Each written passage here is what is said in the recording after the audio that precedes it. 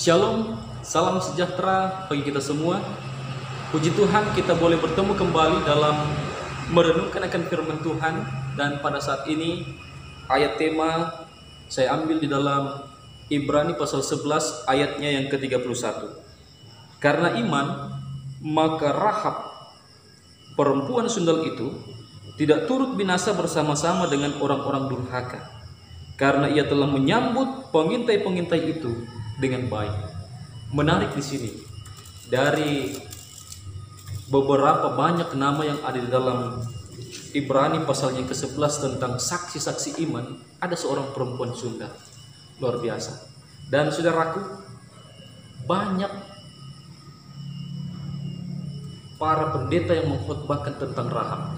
Ya, saya akan mengambil dalam aplikasi bagi para pelayan Injil tentang pelajaran daripada Rahab ini. Ternyata bisa juga kita ambil aplikasinya.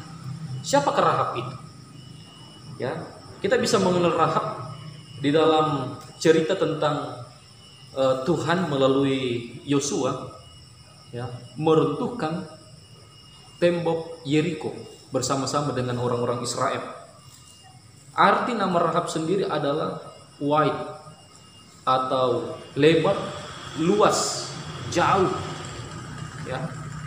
Rahab sendiri dikenal sebagai pelacur yang terkenal di kota Yeriko, dan mungkin dia ini langganan para pembesar, bahkan bisa saja dia orang-orang langganan kerajaan Yeriko mungkin, ya, karena dia ini adalah pelacur kelas atas. Nah, pelajaran dari Rahab yang kita bisa dapatkan sebagai para pelayan Injil yang pertama adalah Rahab bukan pelacur biasa. Rahab memiliki trik, ya, cara-cara. Yosua pasalnya yang kedua, ayatnya yang keempat sampai ayatnya yang keenam, dikatakan seperti ini. Kemudian diberitahukanlah kepada Raja Yeriko demikian: tadi malam ada orang yang datang kemari dari orang Israel untuk menyelidik negeri ini. Maka Raja Yeriko menyuruh orang kepada Rahab, mengatakan, bawalah keluar orang-orang yang datang kepadamu itu, yang telah masuk ke dalam rumahmu, sebab mereka datang untuk menyelidik seluruh negeri ini. Tetapi perempuan itu telah membawa dan menyembunyikan kedua orang itu. Berkatalah ia, memang orang-orang itu telah datang kepadaku, tetapi aku tidak tahu dari mana mereka. Ya, ayat selanjutnya. Dan ketika pintu gerbang hendak ditutup menjelang malam, maka keluarlah orang-orang itu. Aku tidak tahu kemana orang-orang itu pergi. Segeralah kejar mereka. Tentulah kamu dapat menyusul mereka. Tetapi apa sebenarnya yang terjadi? Di ayat yang ke-6.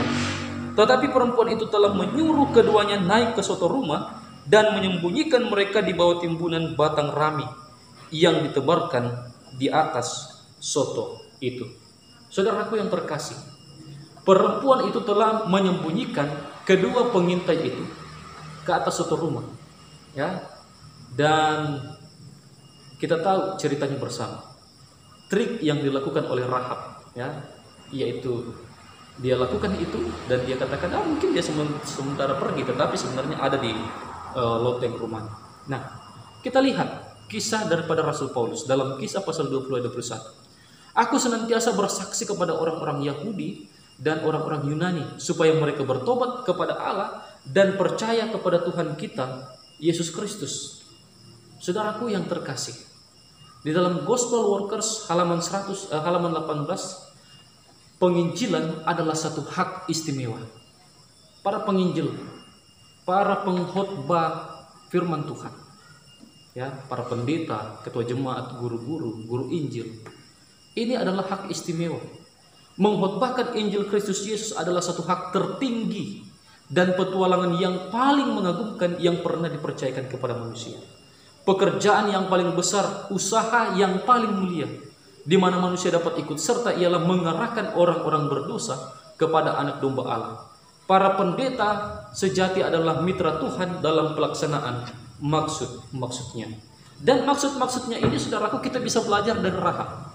Kalaupun ada saja masalah dalam pelayanan kita, gunakan banyak cara. Tuhan punya 1001 cara di di dalam menyelesaikan akan masalah yang kita hadapi. Di dalam pelayanan, mari kita selalu mengandalkan Tuhan, ya, dan memiliki akal, meminta akal hikmat dari Tuhan agar setiap masalah yang kita hadapi dapat terpecahkan.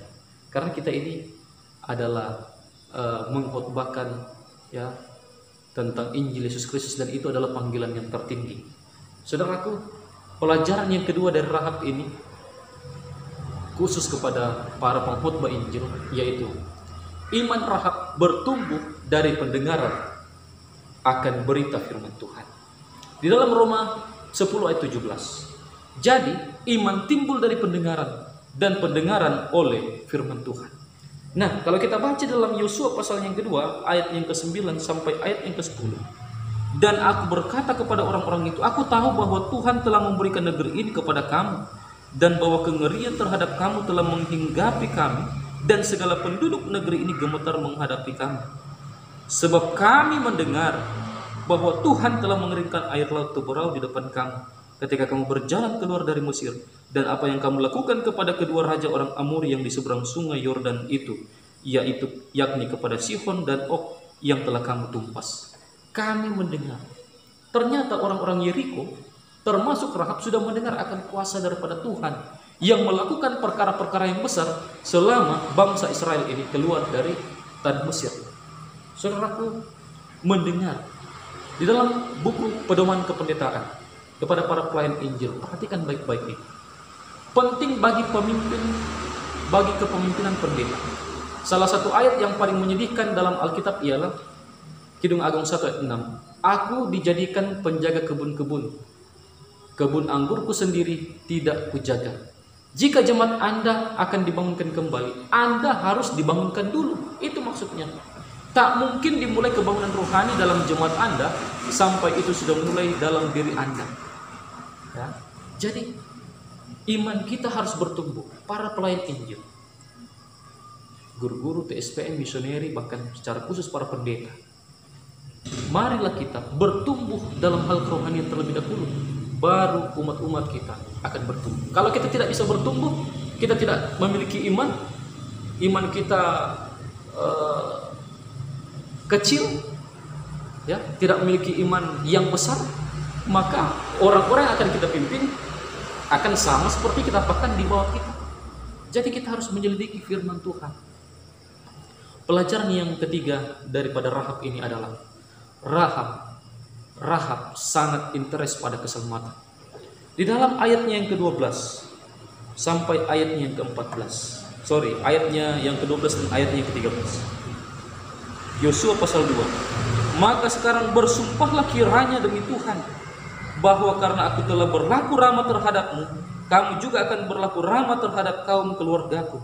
Dan berikanlah kepadaku suatu tanda yang dapat dipercaya, bahwa kamu akan membiarkan hidup ayah dan ibuku, saudara-saudaraku yang laki-laki dan yang perempuan, dan semua orang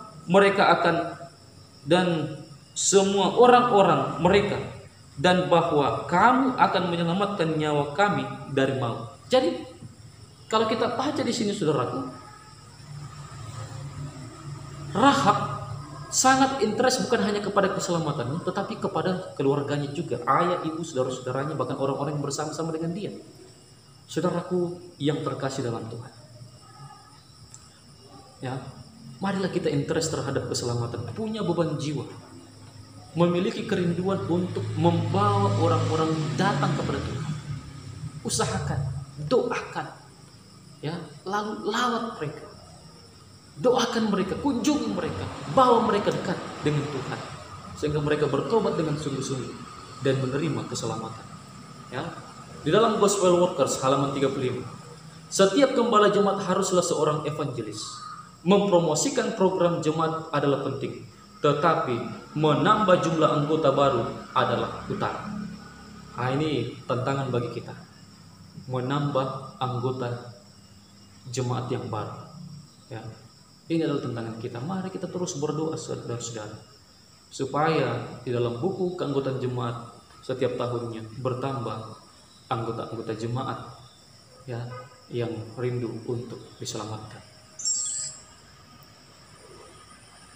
Di dalam Acts of Apostle halaman 365, 366, para tenaga para pendeta semuanya diperlukan dalam pekerjaannya. Tenaganya yang paling baik merupakan milik Allah.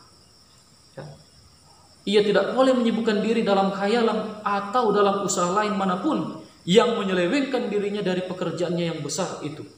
Tujuan utamanya ialah memenangkan jiwa-jiwa. Jadi kita melihat di sini, ya, tentang Rahab. Dia sangat interest kepada keselamatan saudara-saudaranya, keluarganya. Nah, mari kita lihat, ya, bahwa Rahab akhirnya tetap hidup.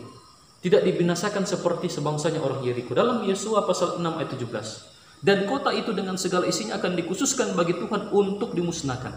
Hanya Rahab perempuan sundal itu akan tetap hidup. Ia dengan semua orang yang bersama-sama dengan dia dalam rumah itu. Karena ia telah menyembunyikan orang suruhan yang kita suruh. Yang kedua, ya, keluarga-keluarga Rahab juga ikut diselamatkan karena iman Rahab. Di dalam Yesua pasal 6 ayat 23. Lalu masuklah kedua pengintai muda itu dan membawa keluar Rahab dan ayahnya, ibunya, saudara-saudaranya dan semua orang yang bersama-sama dengan dia, bahkan seluruh kaumnya. Dibawa mereka keluar, lalu mereka menunjukkan kepadanya tempat tinggal di luar perkemahan orang Israel. Yang berikutnya, Rahab pun juga mendapat warisan tanah Kanaan sama seperti orang Israel. Dalam Yosua pasal 6 ayat yang ke-25. Demikianlah Rahab perempuan sundal itu dan keluarganya serta semua orang yang bersama-sama dengan dia dibiarkan hidup oleh Yosua.